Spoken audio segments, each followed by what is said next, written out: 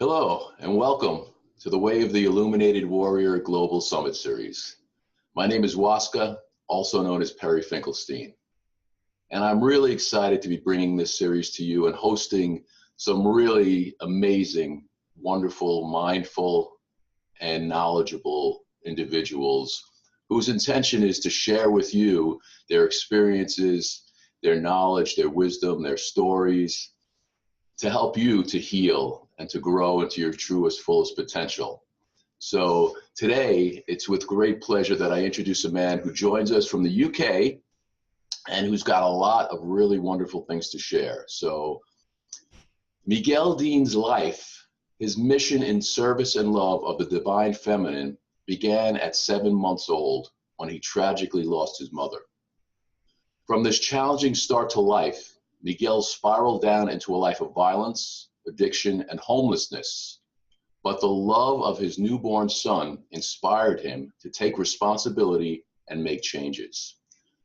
For the last 20 years, he has been immersed in the twin paths of healing and transformation, which can be summarized as an inner journey to heal his own wounds, facilitated and complemented by his contribution to service to others and spiritually rooted social change. Initially working with disadvantaged young people for many years, Miguel has evolved into a profoundly effective catalyst for change and a facilitator of the marriage of the divine masculine and feminine.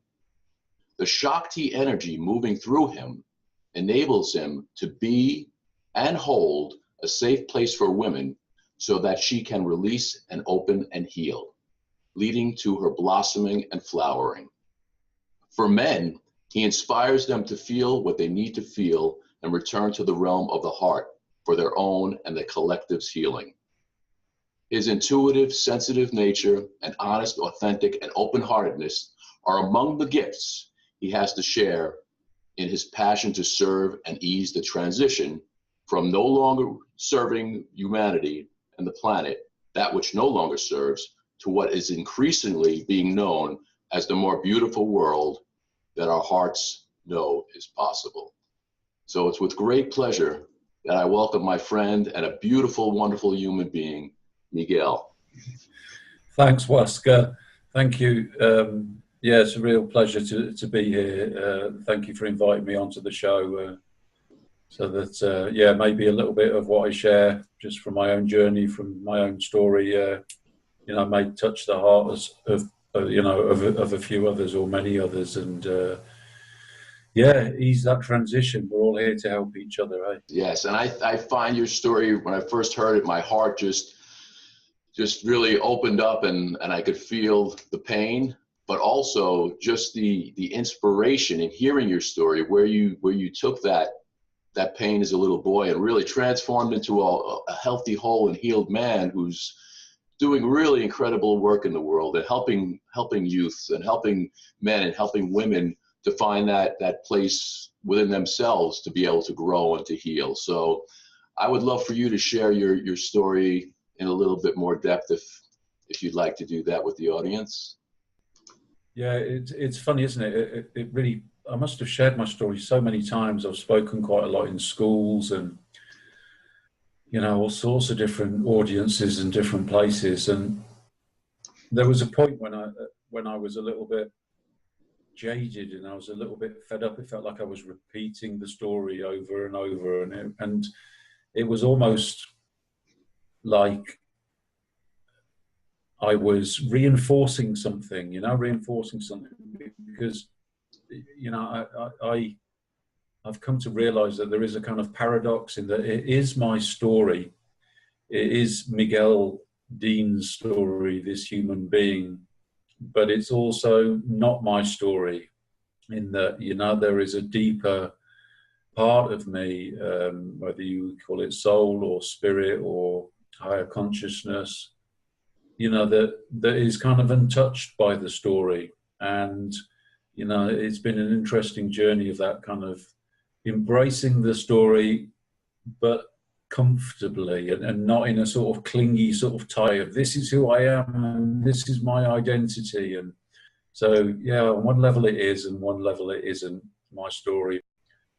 So yeah, essentially, you know, as the text that you shared just says, it kind of all begun really with the death of my mother. Well, it began when I was born. Yeah, my mother was Spanish, but she wasn't terribly healthy when I was born. She was, yeah, she was quite fragile, I think, already. And then, yeah, 7 months into my human experience, 7 months after I landed here on planet Earth, she was diagnosed with cancer and was gone very, very quickly.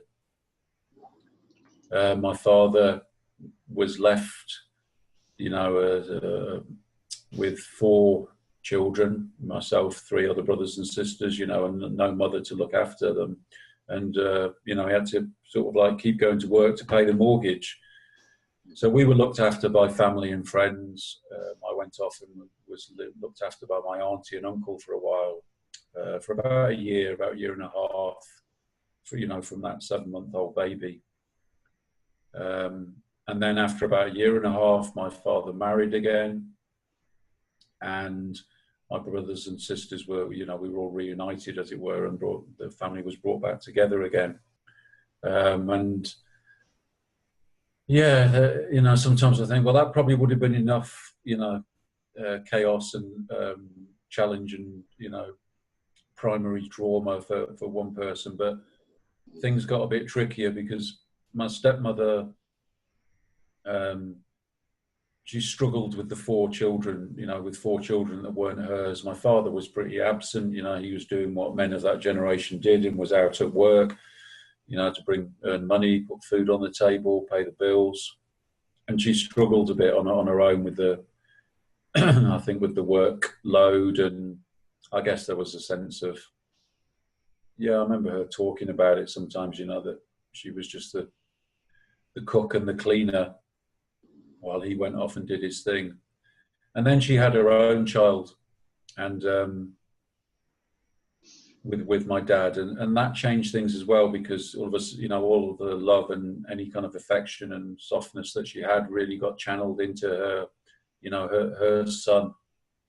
And myself and my brothers and sisters were kind of pushed to one side, and we were treated very differently. And increasingly, my stepmom became very angry and physically violent.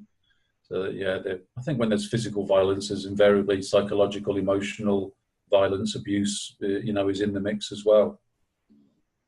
So it transpired that, yeah, really what could have been a home was more of a house, and it was a scary place to be as a child growing up, because I never knew when my stepmom was going to erupt and, you know, explode, and I was going to be given a good walloping or whatever.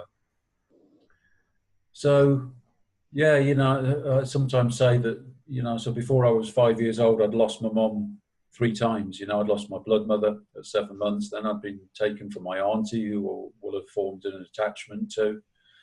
I was taken from her, so that was mom number 2 losing. And then really, my stepmother, once, you know, when she gave birth to her son, it was like I lost her as well, really. So, you know, they say, you know, the things, the younger that we are, the deeper the wounds go and so on, because we're so sort of soft and malleable, and, you know, we're not fired in the oven of life yet, so we absorb our experiences in a deeper way. Yeah. So yeah, you know, that was quite a start to life, really, I guess. And what that meant really was that, you know, growing up, I just kind of instilled this sense of, you know, when challenging things happen to young people, they nearly always internalize it as their fault. And I guess that's what I did, you know, and I interpreted the experiences that I was having as a boy as, you know, I'm unlovable, there's something wrong with me, I'm bad, I'm a bad person, I'll never amount to anything. Those were the messages that I was consistently, you know, absorbed in, really, by the way that I was treated. So by the time I left home, you know, I was desperate to leave home. It was kind of like accepted that you stayed on, you did your education at school and you left. You know, it was like the gates were unlocked at the age 18. That was the first sort of possibility of sort of like escaping, getting away, of some sort of freedom. And I left with very, I was so relieved. I remember I was so excited to be actually leaving home, even though I was very young in a lot of ways. My parents had been very controlling, and in ways I was very young and very naive, but I didn't really have a lot of fear of just getting out there. I was going, and and I had this dream that right now I was free. Now I could do whatever I wanted. Now, I was in the driver's seat. When you're a child, you're so often in the passenger seat, and now I'm in the driver's seat. Now I decide what happens, and and what adventures I have, and how good is it going to get from here.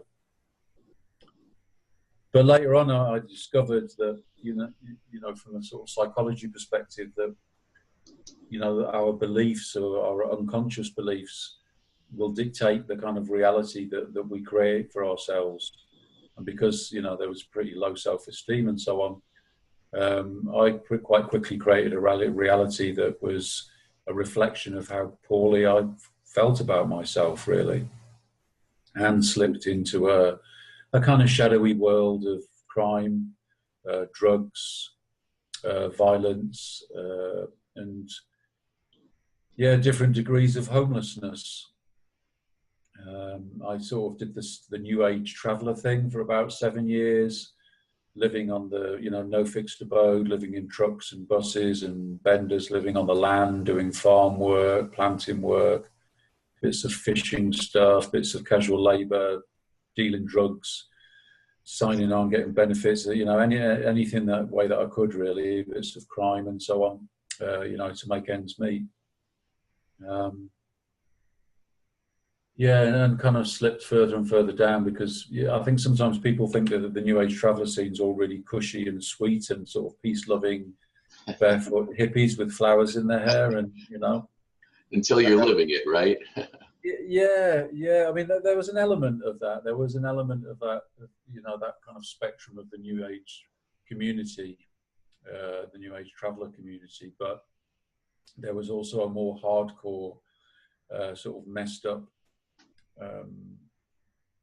contingent as well, and I kind of gravitated towards traveling with those kind of people. And that, there was a lot of violence and a lot of Class A drugs, and it was very unpredictable. And interestingly, it was a bit like being back at home. It was like, constantly in fight and flight, because you never knew when something crazy was going to kick off, or somebody was going to attack you with a baseball bat, or somebody's window was going to get put through, or I had a few shotguns pointed at me, and it was pretty crazy times, really. Yeah. So let me ask you, Miguel, because this story is it's different, but it's very similar to what a lot of the guys that I've worked with and spoken with over the years. We've all gone through some kind of iteration of that. I know for myself, I was brought up in an alcoholic family. I was abused at school, bullied and all that kind of stuff. And your psyche does, play on that. And just like you said before, you feel like you're not worthy, and you feel small, and all those things. So for you, what was the catalyst? Because some people just keep spiraling down, and others, more intuitively or by divine providence, find their way back up. So what was your catalyst? How did you turn that around and start on a path of healing and wholeness? Yeah, the catalyst for me was the birth of my first son. He was born in a bender, in a makeshift tent, in a field under an oak tree on a full moon, and so we called him Okie. And I remember, having a sense things were pretty dark, and it was like I was lost, and I didn't know. I was beginning to see I didn't want to be living this way anymore, but I didn't know how to do anything different. I didn't know how to get out of it.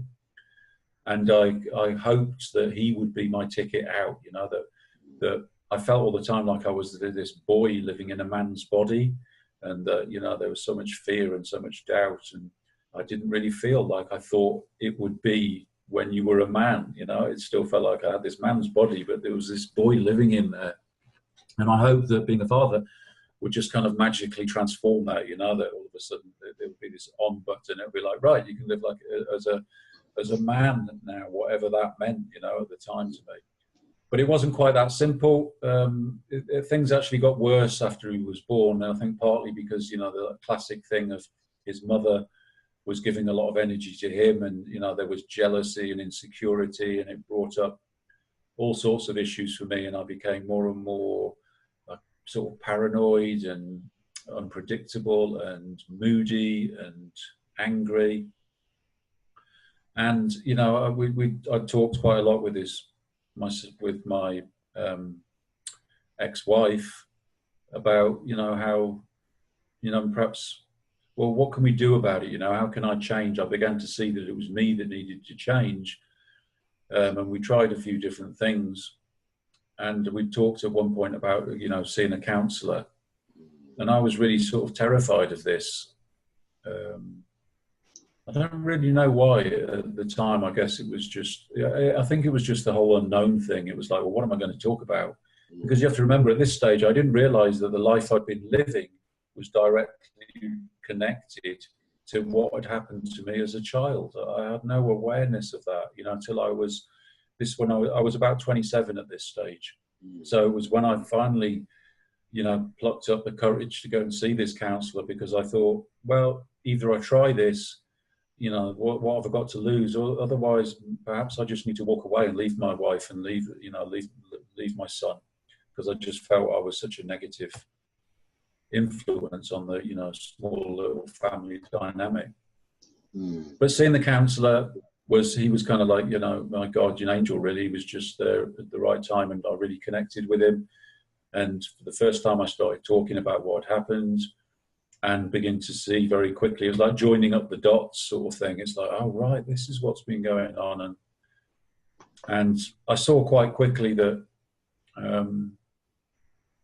I sort of talk about them as 3 light bulb moments. I realized that I wanted to get married because I wanted to show some commitment to my partner and to my son, and that I wasn't going to walk away just when things got tricky. I realized that it was time to move into a house. I needed somewhere safe. I needed to, you know, meet those basic human needs of safety, and a door that could be locked, and somebody's not just going to drive by and throw a brick through the window, or the police aren't going to turn up and smash the door down, or it was my place, you know. So we moved into a house. We got married very quickly, and the third thing that I realized was I wanted to, maybe there was a purpose to my life. Maybe I could do something to contribute, because I was so blown away by the impact that the counsellor had on me. He just seemed to sort of listen and ask a few questions. The process seemed so simple. You know, I'm a lot more aware now of the quality of questions, and the quality of our listening has a massive impact. And he must have had it spot on. And I was so ripe for change, you know.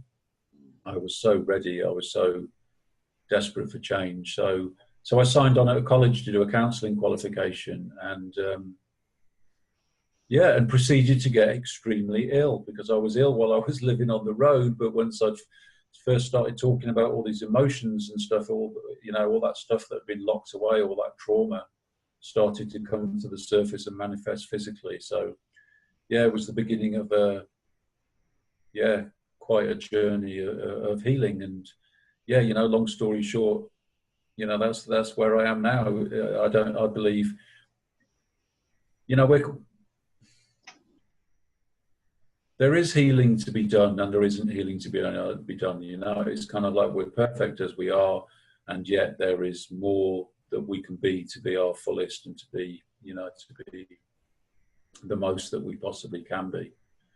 So the journey of healing continues, as, you know, sort of 20 odd years, and doing all sorts of different things, working with young people for a large part for those 20 years. And enjoying, just finding, you know, the more that I can serve and contribute, that has a massive impact on my inner healing. And then, you know, and then going back inside and doing some work inside, and then showing up slightly differently in the world when you're back ready to contribute a bit more. I want to get into the work that you're doing now and all. But before we do that, I just want to take a step back, because you said something that that I think would be good to elaborate on a little bit, which not everybody may know. When you get on that pathway of healing and you start like purging and releasing and purifying, a lot of times we don't always feel good. A lot of times we feel the opposite of good, as I'm sure you could attest to. But that's, I think, a really important point to elaborate on a little bit, but that it's not a bad thing. It's actually a positive thing going through that. So if you want to speak a little bit about that releasing and purging and the positivity of that. Yeah. I mean, it makes sense, really, doesn't it? You know, because when we, especially with childhood trauma, it's like, you know, what cannot be fully expressed and felt at the time gets stored away. It gets locked away in the cells of the body, in the energetic body. You know, I don't know the exact science of it, but it makes sense. You know, where does it go? It can't just disappear if there's pain and whatever. And so, yeah, when we begin that journey of healing and transformation, you know, sometimes they call it in holistic fields, you know, the healing crisis. That sometimes things get worse before they get better, because you've got to, and I always kind of see it as a kind of metaphor, an image of like bailing out a muddy pond with a bucket, you know. It's like you've got to bail that shit out, you know. You don't want it in your body anymore. It takes a lot of energy to contain it and to control it and to keep it down. And that was a bit like what I felt like it happened for me. It was like, you know, the drugs and the way that I'd been living and so on was like a stopper in the bottle that was trying to keep all that emotion down. But the pressure was building and building and building. And so when I began to talk about it, it's like all this emotion and pain and you know, manifests physically. So it's, you know, it's really, we really have to reframe our whole idea of illness and health and stuff, that actually it's really healthy to be clearing, you know, to feel like shit and to feel really ill and so on. It can actually be a really beneficial thing, because it is a clearing and a releasing and a letting go. So yeah, it's not for the faint of heart, you know. It's sometimes, and I was a bit tough on myself sometimes, you know. I've learned to be softer. To begin with, I don't touch allopathic medicine, you know. I'll do this naturally, I do it, you know, by myself, blah, blah, blah. And it brought me to my knees, you know, at various points. And I realized that, yeah, I had to find a middle way and embrace some of the medication and, you know, potions that would help ease the journey a little bit. And I guess that was a big part of the whole learning to be my own mother and my own father, and, you know, that union of the masculine and feminine within ourselves. Yeah. Thank you for elaborating on that, because I think it really is so important. There's a phrase I heard a long time ago, which I really believe to be true, which is emotions buried alive never die. So I think that purging and that getting it out and that releasing, as difficult as it can be, is so vital, because if not, it's there, it's underlying, and it just comes up and we don't always understand why. So it is really important to go through that purging, as hard as it is, and purifying. So thank you for elaborating on that. Yeah. So I want to share a quote that I read of yours and ask you to speak about this. So Miguel Dean has said, "There is a wind of change that is blowing across the planet, and the Great Awakening is underway." What did you mean by that? Or what do you mean by that? You know, something that can't really be argued with is that change, you know, change is always happening. You know, nothing ever stays the same. But what I mean by that really is my experience that change, there seems to be a potential for change to be accelerating and moving at quite a pace. And I often use my own story as a metaphor, really, in that, you know, just what we were talking about, sometimes things need to get worse before they get better. And it seems to me that there is so much suffering and so much injustice and unfairness, you know, as well as lots and lots of beautiful stuff going on this planet. but there's a lot of suffering and it seems that it must have reached its pinnacle, really. It must have reached the kind of like the tipping point, or be very near to the tipping point. And that is, that's information is coming at me from lots of different places these days, whether we're looking at, lots of the indigenous people's prophecies of this time arriving, and a lot of the people around the sort of more from a kind of cosmic level and the sort of 11-11-11 gateway, and all these different energy that is coming through. So the Great Awakening seems to be this, awakening of consciousness, awakening to our divinity, and because it seems to me that we're part human and we're human animal and we're part divine being. We're kind of like a hybrid to varying degrees, and we are coming to live and understand more and explore more. What is it like to be living as a divine being? How do we live from that place? So the awakening is very much about that sort of transition to realizing that. And,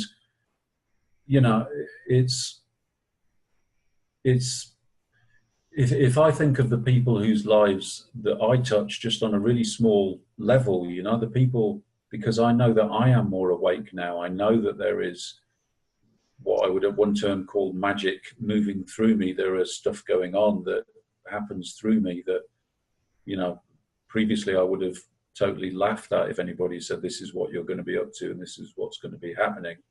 So I know that I am becoming more conscious and more awake, and I feel more, and I live and see and experience from a very different place to how I used to.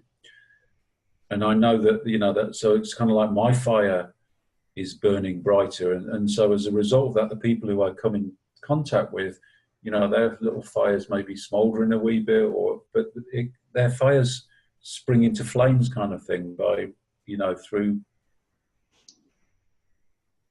the interactions that we have. So if we just think of it like that, so let's just say Miguel, meets has an impact on 100 people's lives. Then each of those 100 people, their fire starts burning brighter, and they're catalyzed on their journey of awakening and becoming more conscious and being more loving and being kinder, and all those qualities that bring us to the alignment of the truth of who we really are. Then those 100 people go out and they meet 100 people each, or say they just meet 10 people each. So you can't really argue with it that it is expanding and growing. And if I think of how many Miguels are there out there, and it's all sort of moving in that direction. So, and it gathers speed exponentially, doesn't it? Yeah. It's what they call that 100th monkey effect, that it actually really does, just even energetically. And we don't even have to understand it, that the more people, and I think it's actually was a scientific study done that when 100 monkeys actually were introduced to the same mannerism or whatever it was that they were doing, it almost becomes like intuitive that other ones start doing the same thing, even without being shown or taught. So I hear what you're saying, and it is happening. It is happening across the universe. It's not necessarily moving as quickly as maybe I know what I would like it to be, but it's happening. It is happening. Yeah. It happens at the pace it has to happen, doesn't it? I believe that everything is unfolding perfectly, and there's a bigger picture, and it's almost like, it's a bit like health, it's like if my body purged everything that it needed to in a week, it would probably have killed me, So it has to happen gradually, and I trust that is what is happening with the universe as well. The change is happening at a pace that is optimum to to what lies ahead. Yeah. I totally feel that. Like you had mentioned, with the birth of your son and all, I don't even think so much for myself, because I raised 3 boys, and I'm very much into the youth as well, and how important that is. Like the indigenous people of North America, of Turtle Island say, we have to ensure the next 7 generations, and living that way whatever we do, with the environment, with our words, with our being, to make sure that there's going to be 7 generations who have clean air and pure water and a healthy environment to not just live in, but to thrive in. And, I adopt that way of being as well. And I know a large part of what you do is with the youth and teaching young people, and your experiences with that. I know we spoke about how you see them, that they need to be nourished and they need to be respected, and they need to feel safe to really fully embrace their learning. So, please share a little bit about your experiences and the work that you're doing with the youth and how that's been manifesting. Yeah, thanks, Waska. Yeah, I mean, I'm totally on the same page as you. Everything is for the children and the generations to come. It's we don't know how long this is going to take or what's going to happen, but just trust that it's the right amount of time, and I may well not see it in my lifetime, but that's okay. I love the metaphor that says, the metaphor, is it a metaphor, proverb? Probably a proverb, that society grows great when old men plant trees in whose shade they know they shall not sit. That's another way of saying the 7 generations thing, really, isn't it? It's the bigger picture. And yeah, that's what we're doing. We're pioneering, and we're doing stuff that we're not necessarily going to see the results of it or any sort of finished product, but hey, that's okay. It's a good way to invest, my time, which is my most precious resource while I'm here on the planet. It works for me, and it seems to work for those who I come into contact with.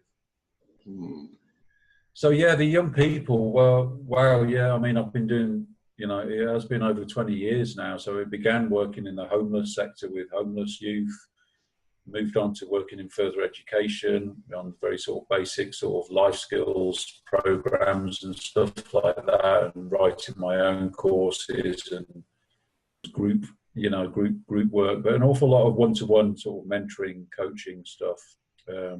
Usually with disadvantaged youth, but I would say that every youth is disadvantaged these days. We're living in such a dysfunctional society. There is so much of a deficit of the ideal conditions of what a young person needs, to have strong, healthy roots. But it's a challenging time to grow up, and so at the moment I'm mostly doing one-to-one work privately through a lot of video, calls with young people around the country and in different countries as well. One-to-one mentoring stuff. Doing a bit of work with looked after young people, which is fostered kids, young men who don't live with their parents. And I guess the principles that seem to increasingly underpin my work with young people, well, the first one that comes to mind is acceptance. It's just accepting them where they are and just kind of hanging out with them. It seems to be such powerful medicine. They're so used to people trying to fix them and change them and heal them and and make them different. Where my experience is that we have to be accepted first in order to feel safe. And unless we feel safe, our brains aren't wired up properly for higher order learning and thinking to take place. We're just locked into fight and flight. So if I'm spending an hour, I mean, with some of the young people, I'm going to be whizzing off after this interview, jumping in the car, and I've got a session with a young man. What we do is, I'll pick him up sometimes from school, at the end of school, sometimes from his home. We'll have a little drive. I'll give him my iPhone, so put some tunes on. We blast that through the speakers, listen to some music. A lot of it's not really very, terribly tasteful, but and I may challenge him a wee bit here and there, but I accept that music is a healing for young people. It's a source of connection, and it's a way of expressing what they're feeling so often through or how they would like to be, or whether even though a lot of the time it is false, sort of pretty distorted messages of what masculinity is like. I mean, I kind of go with that quite a lot. because the acceptance is so important, just accepting them. So yeah, we have a drive, listen to some tunes. We're going to have something to eat. Because I think that for me, I find that the sharing of food, there's something very powerful and nourishing, and that's usually, I'm totally honest, it's usually KFC or McDonald's. It has to be somewhere where they're comfortable, where they want to go. I'm not going to push the whole, you've got to eat healthy and we need to go to a salad bar. It's just accepting them where they are. And we talk, while we're eating, we talk about stuff. I share what's going on with me a little bit, I'll challenge them a bit and ask them a bit about what's going on for them. And just, it's kind of like, I call it mentoring in disguise, I'm just weaving in a few messages and, recurring themes, when with the music, the one thing that I always say is, I don't want to be hearing anything that's disrespecting women, because that's a really key point for me. So, when that stuff comes on, the boys now know, oh, sorry, Miguel, I'll just find another track, they change it. So we talk, and then, we'll have another drive, and they like driving, they like being in the car, in the passenger seat with the music and that. And I see increasingly that it's, it's not so much about what I say, or it's just they're in my energy. I love them. Let's get down to basics here. I have a healthy kind of love and respect for these kids who've been through so much, and all the out of order behaviour is just their coping strategies. They've had to develop stuff, and I have a lot of respect for them, and they feel that. Yeah. And so they're open to listening to what I have to say. Then it's like, how quickly can I sort of, will they bring down the barriers of, oh, this is some other adult do-gooder who wants to fix me and, is just doing his job, to letting the barriers down and going, oh, this guy actually, I'm actually interested in what he's got to say. Yeah. The young people are so intuitive, and when you do what you're doing, to give them that space, that safe space, and to respect their process and all, they totally get it, and they will trust, and they will open up.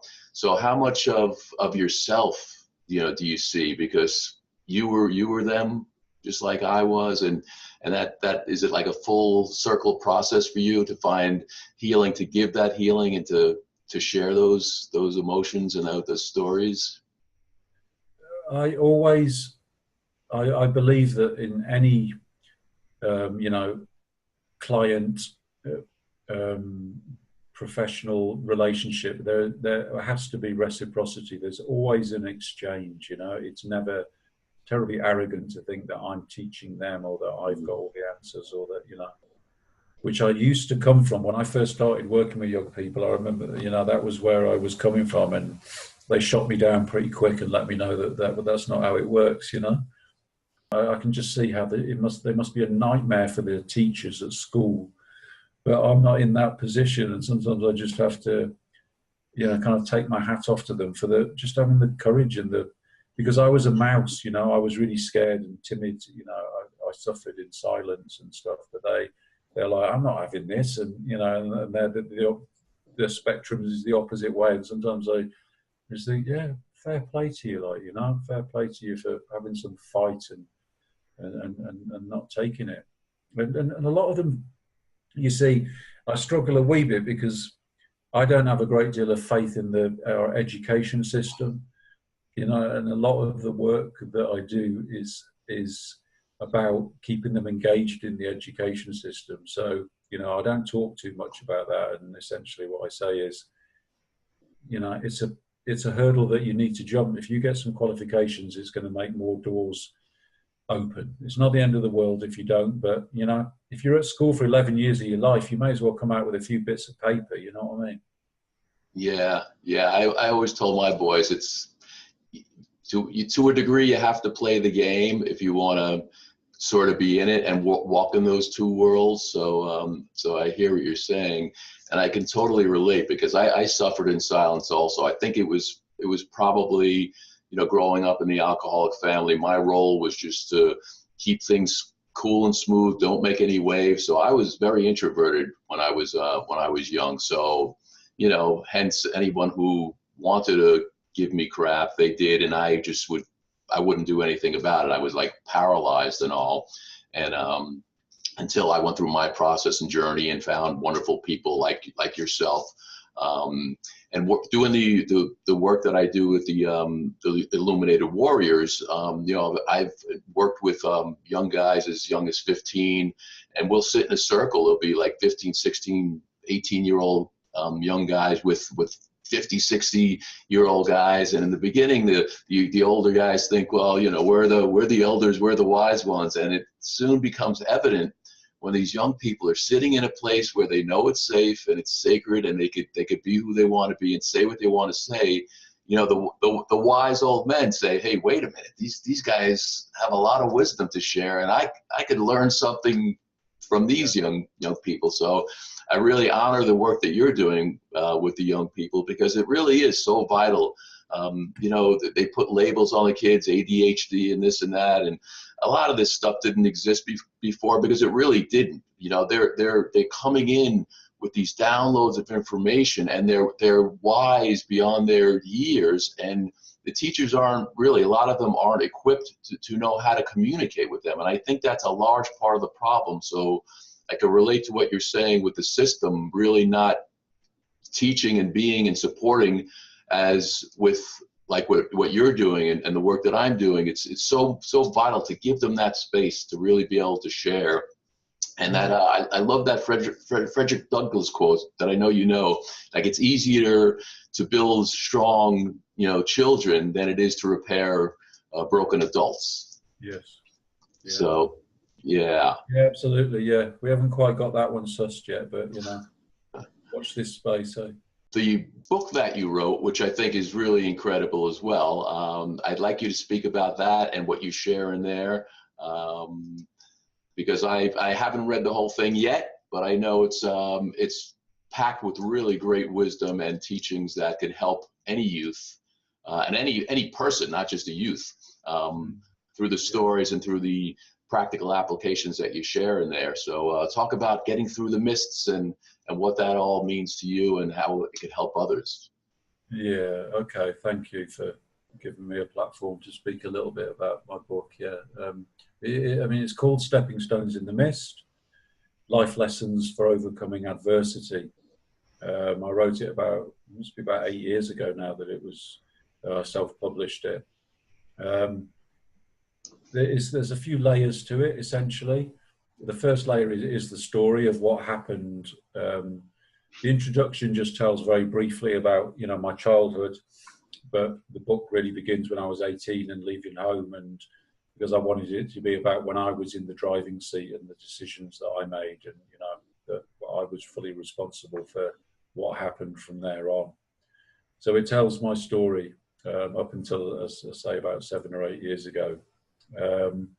And yeah, there's quite a bit in there, I guess, in the later stages, or interspersed throughout it, about my relationships with women, because, losing my mother and what happened to me with, as a child had a big impact on, my relationships. I kept living my relationships with women as a man from this boy-mother kind of dynamic, because I hadn't healed all of that wound, So essentially, the first layer, my story.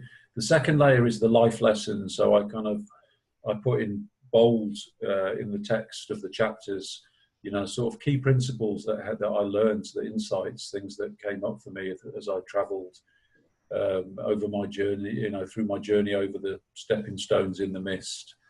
And then those insights, lessons, are repeated at the end of each chapter, so that there's, that they are there with the intention that hopefully they will, guide others and inspire others, and maybe they don't need to go through quite as much crap as I went through, because there's the sort of little gem of wisdom there.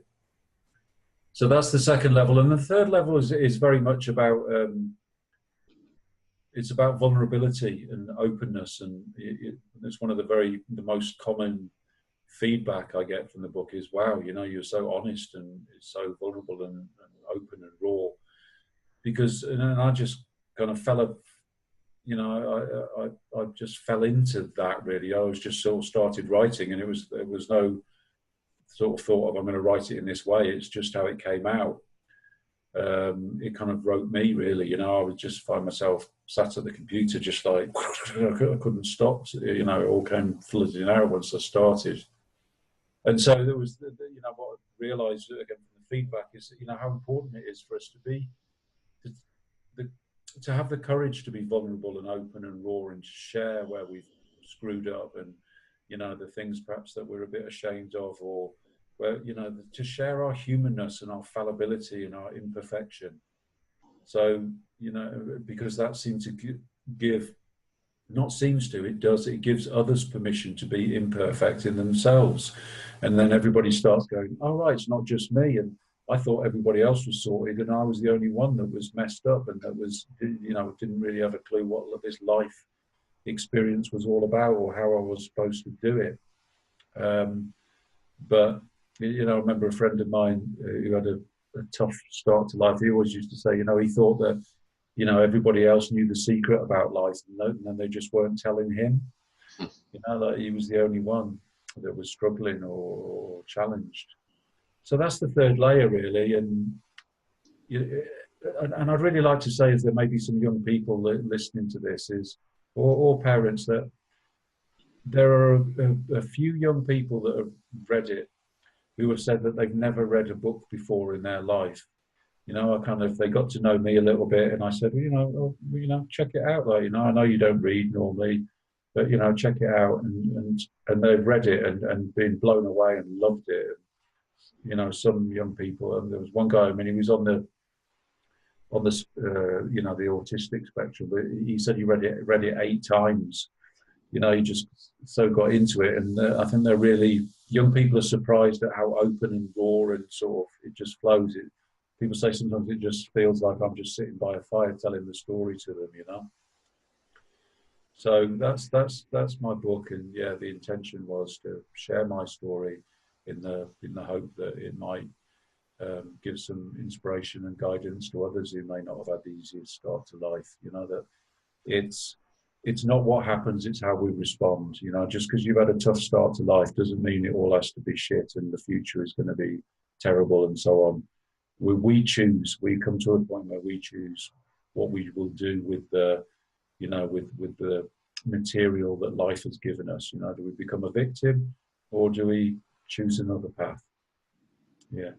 Yeah, that's so, it's simple yet so profound. We do have the God-given right, and God has given a right to make choices. So yeah, beautiful. Stepping stones in the mist. I'm looking forward to applying some of your ideas in there to my own life. So and I have great news for all the viewers. Miguel has graciously offered to gift an e-copy of his book, Stepping Stones in the Mist, to all who are interested. So thank you, Miguel. That's very generous of you, really. No, I'm really, yeah.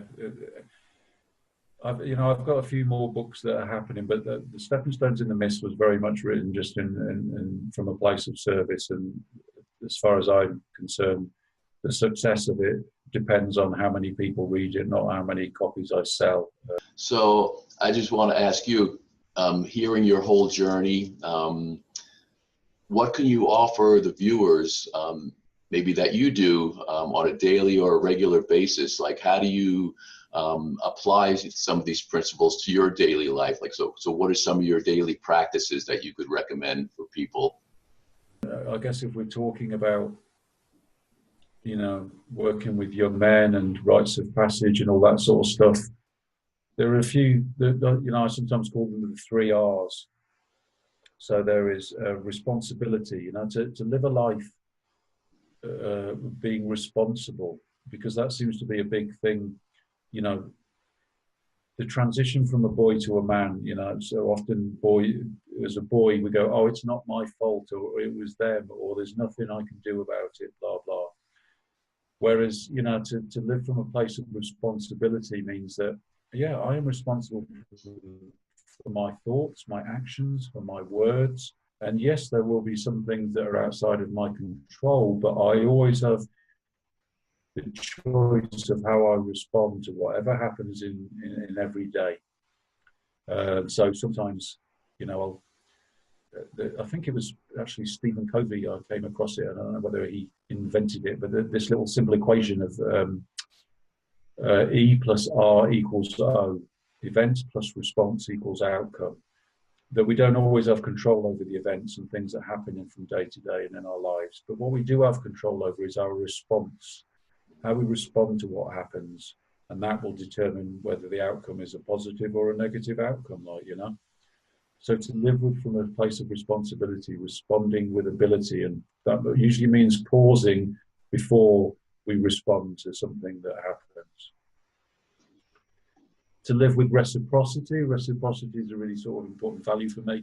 You know, again, a boy will live from a place of what can I get? What's in it for me? I want, you know, it's all about me.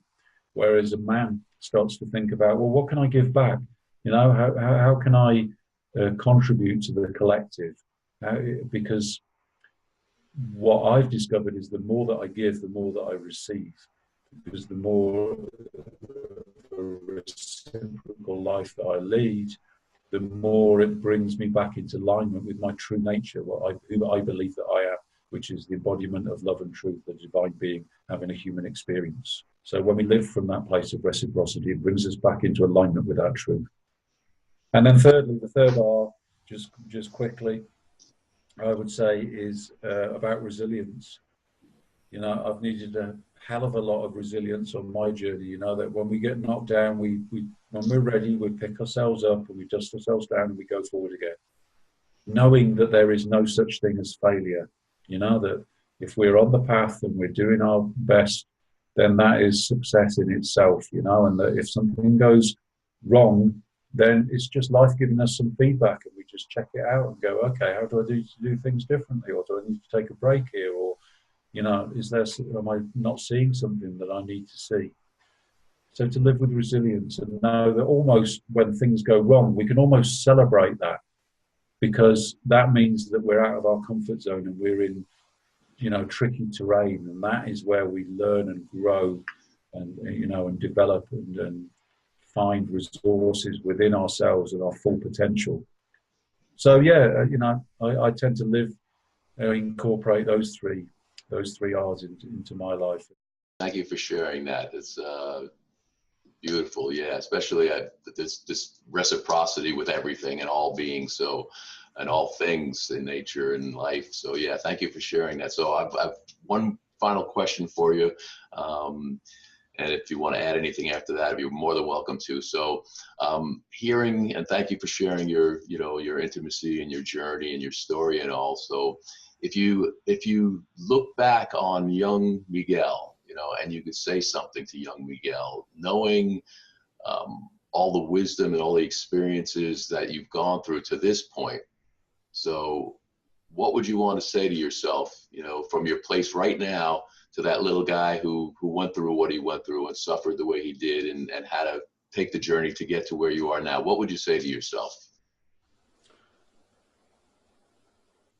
Yeah, I could feel quite a lot of emotion flushing through you asking that question, Waska. Thank you for asking it. You know, the first thing that comes up, I would just give them a great big hug. I would just hold him and I would say, you know, you're going to be okay. You know, you've got quite a journey ahead of you, but you're going to be okay. You know, and there are resources, there is strength, there is courage within you that you may not be aware of yet, but it is there, and there is a reason why life is so tough at the moment.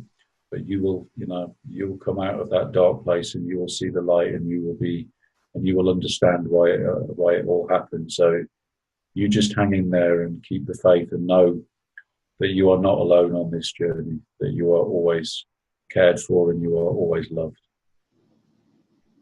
Beautiful, beautiful.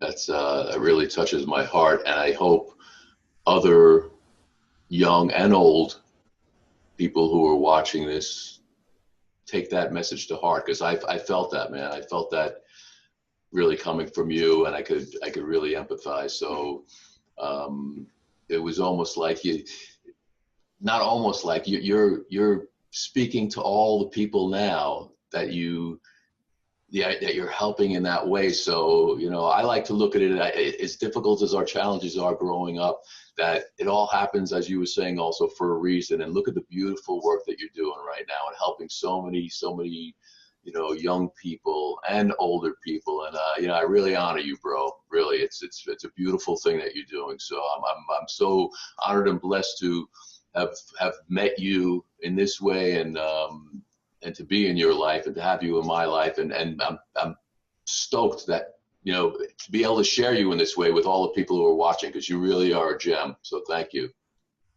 Thank you, Waska. Thank you. And yeah, and, you know, coming back to reciprocity, the feeling is mutual, you know, deep respect to you and gratitude for the work that you're doing, because, yeah, we all do our little bit, and it adds up to amazing miracles. You know, you can't measure the quantity of the work that we're doing or whatever. It's just, yeah, when we share from our hearts, and we do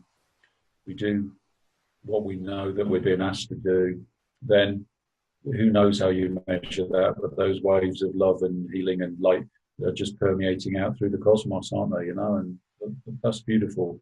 That's beautiful. We are beautiful, and it all is. That's beautiful indeed. Thank you, bro. So is there anything else that I didn't touch upon that you'd like to add at this point? I guess I'm not always great at this, but if I can just put in a very little plug that, you know, I love working, you know, one-to-one with, you know, I work with parents and I mean, in this context, you know, we're talking about young people and rites of passage stuff, and I love working, you know, one-to-one with young people, and the video medium through Skype or Zoom or, you know, Messenger works really well. So I can work on a one-to-one basis with anybody anywhere in the world these days, and sometimes that's guidance for parents and supporting parents. There often seems to be, you know, there's a lot of the key themes of young people I work with are young people that are on the spectrum, and young people and parents with drug issues. You know, these are two areas that I have a lot of experience of, the drug stuff more personally, and the autistic spectrum stuff from, yeah, lots of young people over the years that I've worked with. So, yeah, if there's anybody out there that would like, you know, to have a conversation about maybe doing some one-to-one sessions, then, you know, I'm very open to just having a conversation and seeing how that feels. Yeah. Beautiful, beautiful offering. Miguel, thank you so much for joining in this series. Your words, your heart, your being is just of such great value to me, and I'm sure anybody else who's joined us here to watch this. So I love you, bro. Thank you for being here. Thank you, Waska. Yeah, love you too, and love to everybody that hears and sees, you know, this that we're sharing. And again, thank you for this Illuminated Warrior Summit that you're creating. I wish you all the best, and all the beautiful love and profound wisdom of the sacred masculine that will be permeate through the whole project. So, yeah, thank you. Go well. Aho, aho. Aho. Aho. So I want to remind everybody, along with this video, there's going to be the generous gift of Stepping Stones Through the Mist that Miguel has offered. So you'll click on that link to get that, and his contact information will be there as well. You could see what a beautiful, open, divine being he is. So reach out to him. He does work with people all around the world. So if he touches your heart today, which I'm sure he has many, please reach out to him. He could be of great service to you. So again, thank you, bro. And we will definitely continue to do the work together and on our sacred paths to help and to heal. So I just want to thank everybody for joining us today, and please continue to tune in. I have some other wonderful guest speakers who are going to share their knowledge and wisdom, and again, intending to help and to heal everyone who wants to join us on this journey. So until then, be well and illuminate your path with love and kindness. Namaste. Namaste. Aho.